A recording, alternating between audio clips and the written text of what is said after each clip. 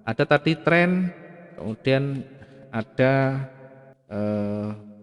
support dan resisten, yang ketiga ada candlestick.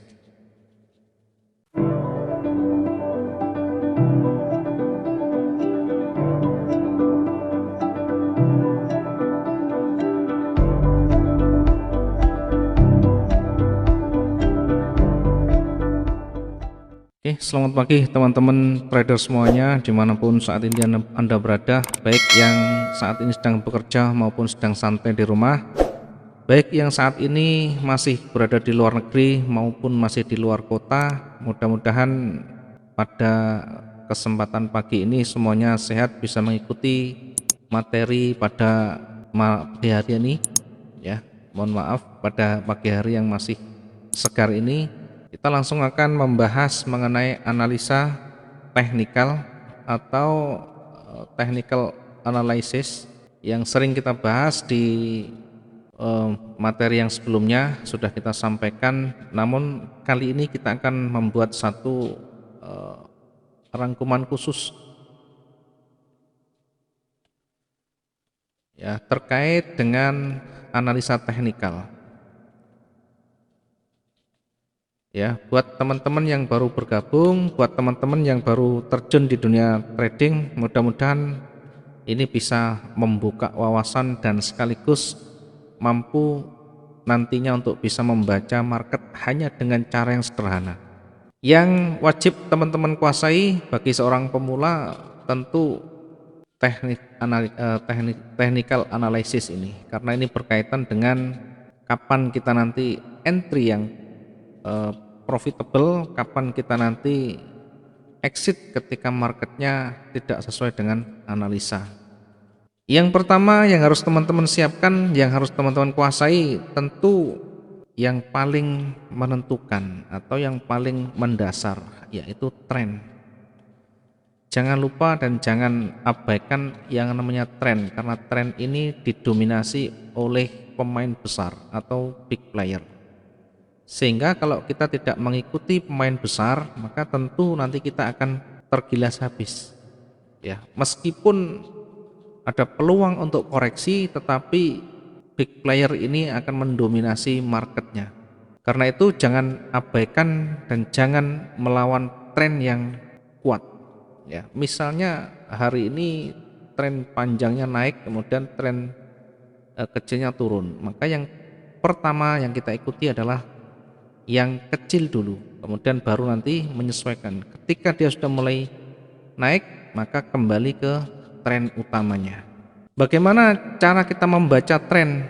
Ya, tentu dengan menggunakan garis. Bagi teman-teman yang suka dengan indikator, ya silahkan gunakan indikator yang sesuai dengan gaya dan tipe trading dari teman-teman semuanya.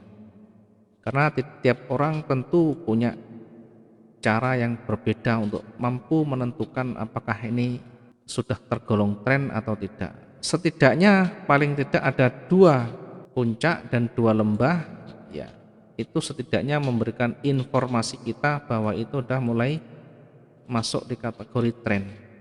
Sehingga kita bisa melukis seperti ini, bisa menarik garis atau kita juga bisa langsung menarik dari sini.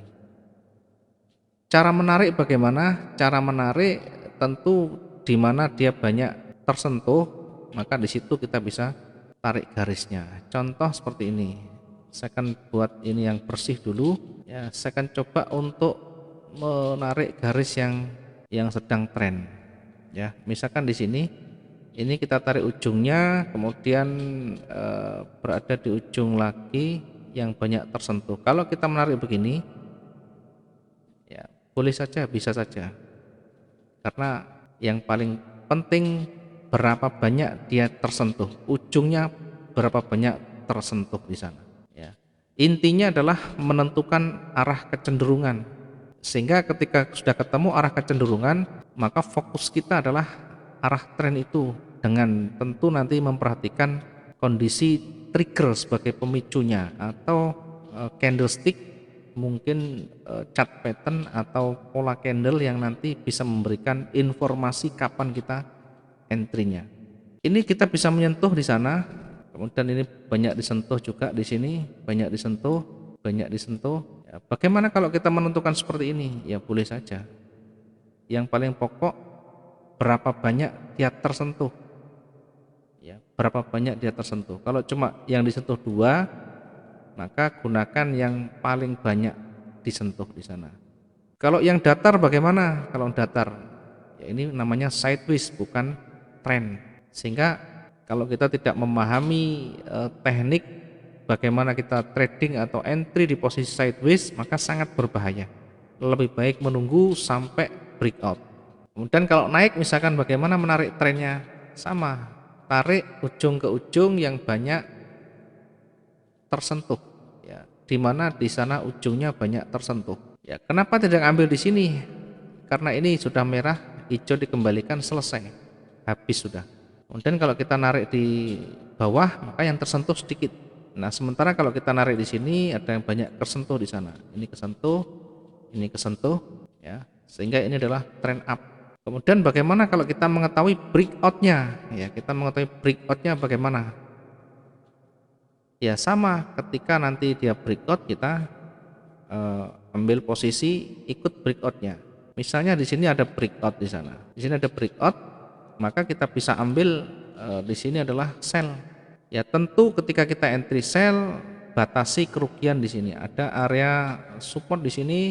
Biasa saya suruh tarik di atasnya. Kalau saya kasih teman-teman ambil di atas support atau di bawah support. Ini adalah untuk SL-nya, stop loss-nya di sini. Kemudian di bawah ini kita take profit-nya, kita lihat di sebelah sini ada area rejeksi. Ya, taruh segini. Kenapa tidak seimbang dengan stop loss-nya, risk dan reward-nya kenapa tidak seimbang? Sekali lagi untuk menentukan risk dan reward rasio tentu menyesuaikan perbandingan ketahanan. Kalau kita bermain jangka pendek kemudian ketahanan yang tidak cukup besar, artinya masih di bawah 20.000, maka jangan menggunakan risk dan reward rasio yang pada standarnya. Kecuali ketahanan kita sudah panjang 50.000 ke atas, maka risk dan reward rasionya bisa tentukan 1:1 minimal. Sehingga kalau SL di sini setidaknya TP-nya harus sama. Ya, ini 1390. Nah, berarti di sini 1390 di sini. Ya. Ini sama dengan posisi di atasnya. Oke. Kalau dia di atas lagi berarti tidak tersentuh. Kalau kita ngambil terlalu jauh tidak sentuh, maka yang paling pokok kalau menggunakan RR 1:1 atau 1:2, maka SL gunakan di area support dan resisten. Oke, ini adalah menentukan tren atau menentukan arah tren dari menarik garis. Selagi tidak ada kecenderungan, maka di situ kondisinya adalah sideways. Sideways itu naik turunnya, kalau kita lihat naik turunnya di antara itu atau di kisaran itu. Naik turunnya sama atau hampir sama, itu adalah sideways. Sementara kalau tren ada kecenderungan, sekali lagi minimal 2 puncak 2 lembah sudah masuk kategori tren. Ya, dilihat secara visual kalau dia ada kenaikan itu artinya tren. Yang ini adalah trend up. Sementara yang ini adalah sideways atau konsolidasi. Sehingga ketika sideways maka lebih baik menunggu breakout sampai salah satu breakout baik di resisten dari rectangle itu maupun di supportnya. Oke, berikutnya setelah memahami tren dari tren lainnya termasuk yang kedua adalah support dan resisten. Support dan resisten. Support dan resisten. Support berada di bawah. Jadi kalau ini ya, ini adalah support, kemudian ini support, ini resisten. Ini resisten, ini support. Ketika di breakout, maka resisten akan berubah menjadi support, resistennya naik di atasnya lagi. Ketika di breakout nanti, maka resisten yang pertama tadi ini akan berubah menjadi support. Kemudian ketika ini breakout di bawah, nah sekarang supportnya di breakout, maka support yang ini berubah menjadi resisten baru, dan seterusnya. Dilihat bagaimana nanti terbentuknya. Kalau turun bagaimana? Sama saja. Nah, ini adalah resisten, ini support, ini resisten. Ketika di breakout, support di breakout, maka support ini berubah menjadi resisten, ya. Kemudian supportnya berada di bawahnya lagi. Kemudian ketika naik, dia tidak bisa breakout resisten, sebaliknya breakoutnya support, maka kembali lagi support yang ini berubah menjadi resisten lagi, sementara supportnya turun lagi, dan seterusnya. Ini sangat penting untuk kita setidaknya memahami pergerakan selanjutnya itu apakah nanti berlanjut atau reversal. Ya, saya kasih contoh gambaran. Ya, misalkan kondisinya begini, ini ada kuat sekali, naik kemudian turun. Nah, di sini ada support. Ketika support di breakout, maka dia akan cenderung turun lagi. Nah, sebaliknya ketika tidak di breakout, ya ini tidak di breakout karena breakout itu harus dalam bentuk volume yang tebal, ya tidak terlalu tipis dan tidak nanggung, artinya harus betul-betul tebal di sana. Kalau hanya dilewati bagaimana ya kalau misalkan ketika running panjang melebihi dari garis support, ya, tetap kita tidak hitung di sana breakout karena masih running. Tunggu sampai betul-betul selesai candle itu. Kalau misalkan di time frame H1, ya selesai ganti candle. Kalau misalkan di H4 sama, ganti candle 4 jam itu sampai betul-betul selesai candlenya. Kalau dibentuk candlenya breakout tebal, maka berpeluang lanjut. Sebaliknya ketika tidak di breakout, bahkan di sana ada penolakan yang kuat, maka berpotensi memantul, ya seperti ini. Jadi kalau kita entry, dia akan ada peluang naik. Kemudian di atas ini, yang tadi di bawah ini adalah support, kemudian yang di atas ini adalah resisten, ya ini resisten. Di mana resisten itu di area puncak atau area lekukan, area penolakan, atau area sudut kembali. Jadi kalau misalkan di atas ini dia kembali turun ke bawah, sampai di bawah naik lagi, maka ini adalah supportnya. Resistennya di sini. Ini resistennya. Kalau nanti dia di breakout resisten, maka berpeluang untuk lanjut naik. Sebaliknya kalau area resisten ini tidak di breakout bagaimana? Ya, bisa saja sideways, bisa saja nanti berbalik. Ya, kalau kita lihat seperti ini bagaimana? Ini ternyata naik tidak mencapai resisten, maka ada peluang dia turun lagi. Kemudian perhatikan resistennya sekarang berada di sini, bukan di yang paling tinggi, bukan, karena kita menentukannya secara bertahap. Jadi yang paling dekat dengan running mana? Di situ ada penolakan, di situ ada lekukan, maka kita jadikan sebagai support maupun resistennya. Termasuk supportnya sekarang berada di bawah. Ya, sekarang berada di sini yang paling utama, ya karena ini ditolak tadi yang sudah sampai di bawah, ini kuat sekali di sini. Kemudian naik ke atas lagi. Nah ini perhatikan ketika dia naik, ya ketika naik tidak breakout dari resisten, ya dia arahnya akhirnya menjadi turun dari sini. Kemudian kita lihat di sini ini menuju ke bawah, kemudian naik lagi di sini, turun lagi. Nah kita bisa melihat tangganya, kita bisa melihat puncak dan lembahnya. Di puncak itu menuju ke bawah, yang lembahnya menuju ke bawah. Maka ini berpeluang nanti koreksi, ada koreksi, di mana koreksinya akan diuji di area di sini. Ya, ini sebagai area retracementnya nanti. Ketika di area ini nanti ditolak dan mulai ada candle merah, maka dia akan kembali turun lagi. Sebaliknya ketika nanti breakout panjang, ya bisa saja nanti dia lanjut sampai menyentuh area resisten berikutnya. Jadi kalau di breakout, maka fungsi yang ini tadi support berubah menjadi resisten. Ya. Oh, kalau ini resisten berarti menjadi support. Kalau ini awalnya kan resisten. Kalau sudah di breakout berarti ini resisten. Awalnya ini support, kemudian di breakout jadi resisten. Ini menjadi resisten.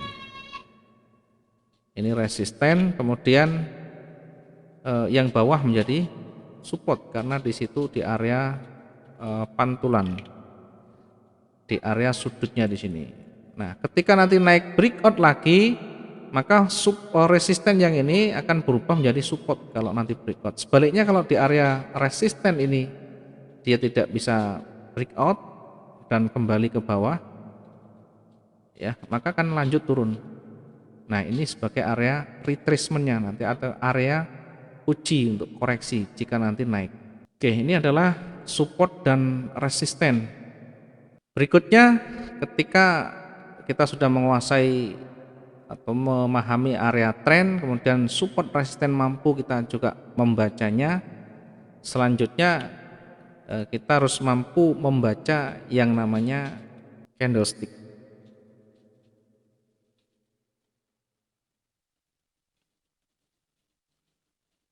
Candlestick, ya candlestick. Ya, memahami candlestick bukan hanya ya kita pahami pola-pola candlestick, doji, hammer, engulfing, kemudian harami dan sebagainya. Bukan itu. Yang paling pokok dan paling penting memahami bagaimana terbentuknya candle, ya. Bagaimana terbentuknya candle, kemudian bagaimana cara membacanya.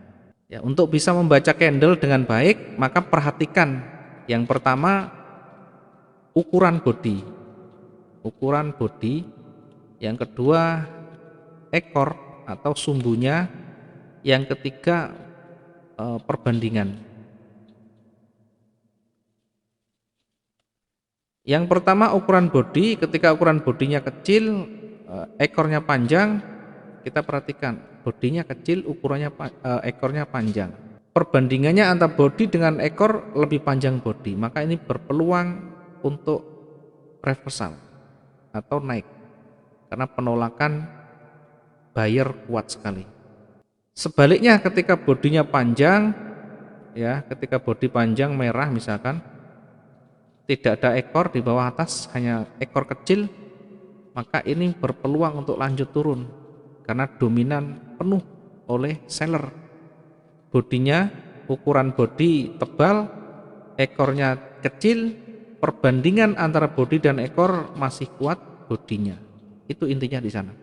Jadi ada 3 untuk membaca candlestick: ukuran body, kemudian panjang ekor, kemudian bagaimana perbandingan antara body dan ekornya.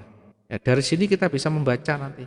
Minimal kita akan mengetahui ini peluangnya mau kemana. Ya, contoh begini, saya kasih contoh yang dicat begini ya. Oke. Nah, sekarang kita lihat misalkan ya kita lihat bodinya yang panjang. Oke, kalau kita lihat dari sini atau dari sini dulu ya, dari yang hijau ini.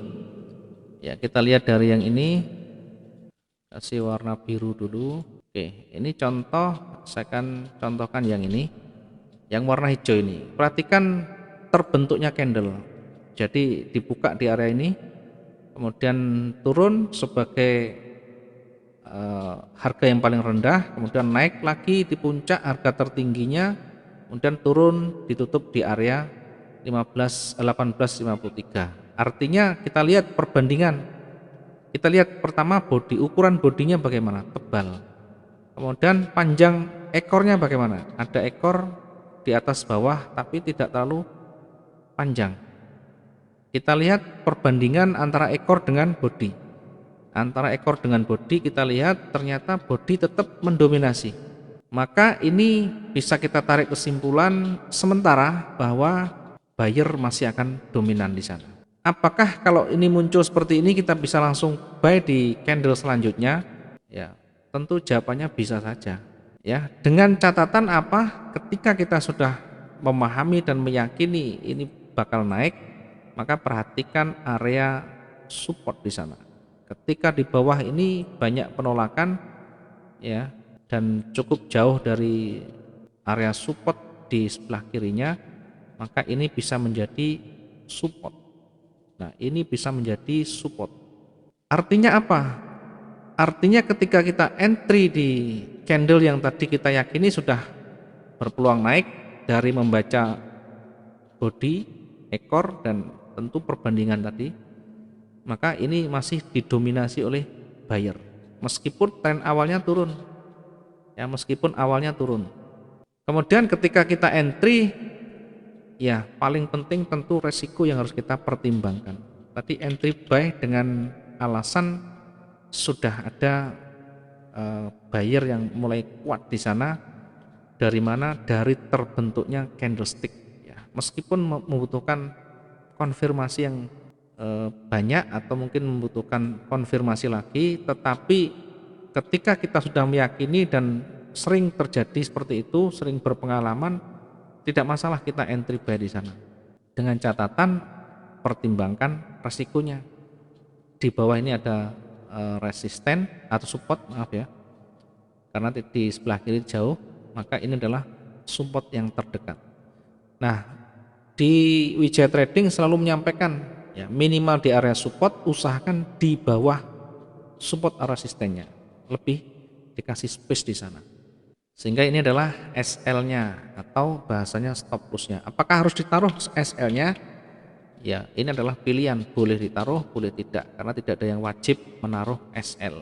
Paling penting bukan menaruh SL-nya, ya, tetapi mampu membatasi kerugian sejauh mana. Itu intinya, ya, karena masing-masing trader punya cara, punya gaya yang berbeda. Tidak wajib dengan SL dan TP, karena itu pilihan. Ya, yang penting memahami konsepnya, pembatasan kerugian, kemudian pengambilan profit tentu menyesuaikan.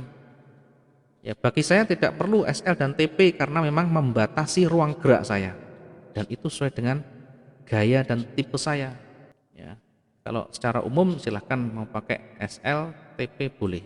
Kalau kita taruh SL di sini, ya paling tidak harus tahu sekitar 400 sekian, sehingga kalau misalkan marketnya berbalik ke bawah, maka maksimum kerugian kita adalah 400 sekian. Nah, yang jadi pertanyaan, manajemen lotnya harus diterapkan dengan baik.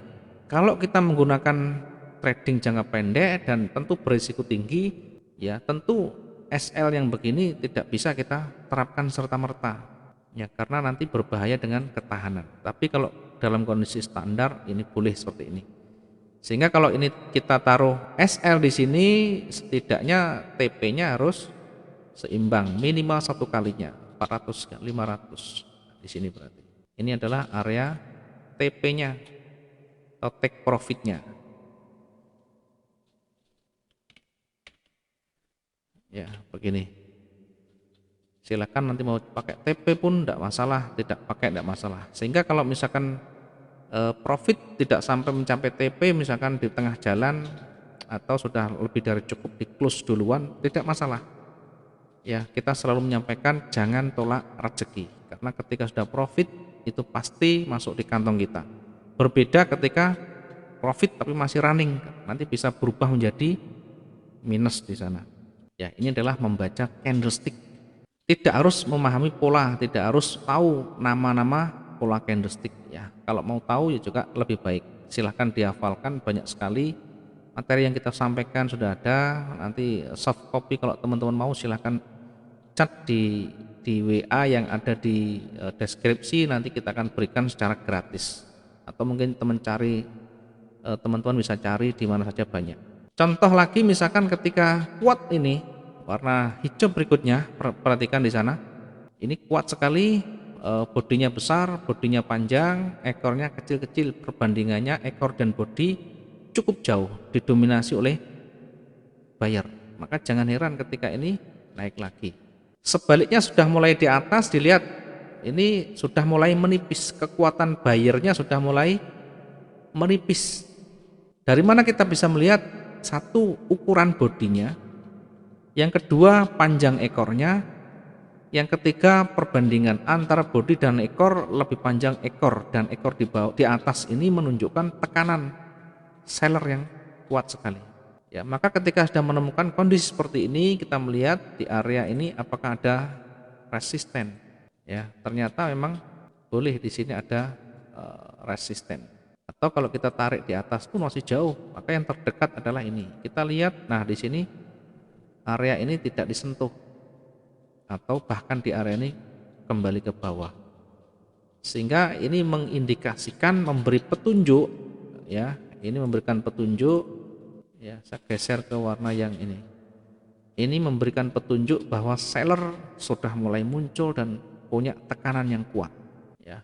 Kalau kita misalkan entry sell di sana, ya, karena memang buyer sudah mulai menipis, misalkan kita sell di sini, jangan lupa untuk antisipasi di atas itu ada resisten, maka taruh di atas resisten. Nah, ini yang warna kuning ini kita bisa taruh SL di sini. Kenapa kita taruh di atas? Ya, namanya stop loss itu ketika marketnya berbalik, karena kita entry-nya sell, maka di atas ini sebagai antisipasi. Take profitnya bagaimana? Take profit sekali lagi menyesuaikan, tidak harus sama dengan SL-nya, tergantung bagaimana kita nanti melihat. Ya, kalau di kita mungkin 100 pip sudah lebih dari cukup, ya di close saja duluan. Ya, akan lebih aman ketika di close dulu.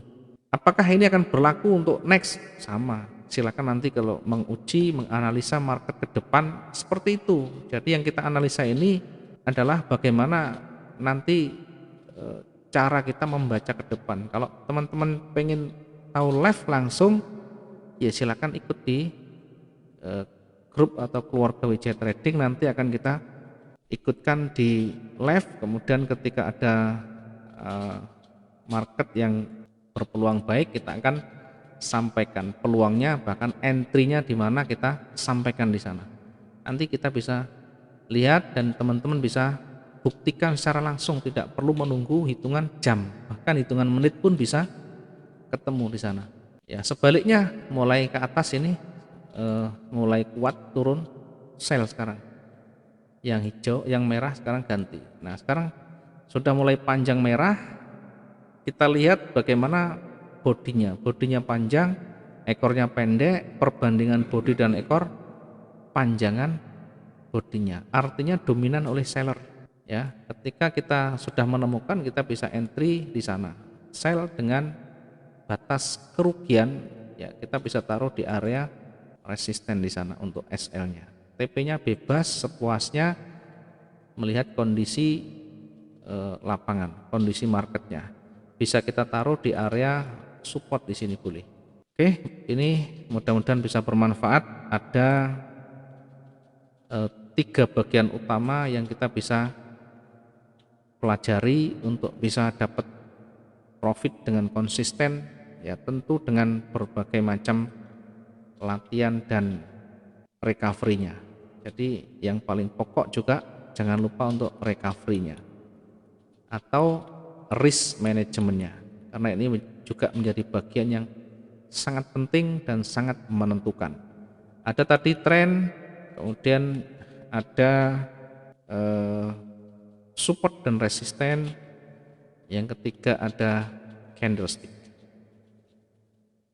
Ketika ini kita sudah bisa memahami dengan baik, money management kita kuasai, risk management kita kuasai, maka tidak sulit untuk kita bisa profit konsisten. Ya, silakan dicoba, silakan dibuktikan. Ketika nanti ada kesulitan, ketika ada nanti pertanyaan, silakan sampaikan di kolom komentar. Terima kasih, selamat pagi dan assalamualaikum warahmatullahi wabarakatuh.